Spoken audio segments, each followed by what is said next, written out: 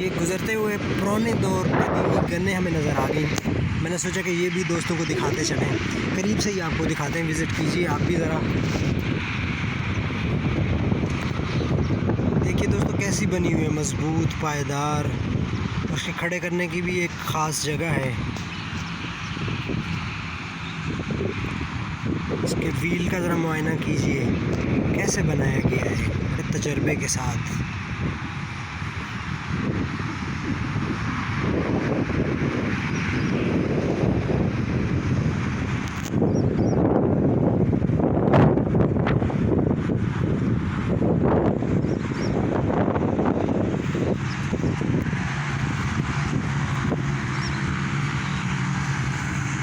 ساتھ ہی ایک یہ بھی موجود ہے, یہ بھی آپ کو دکھاتے ہیں.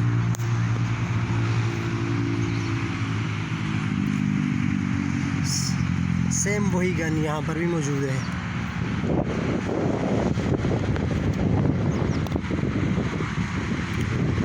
تو دوستو چلتے ہیں آگے کی جانب, ہمارے ساتھ رہیے گا. السلام علیکم.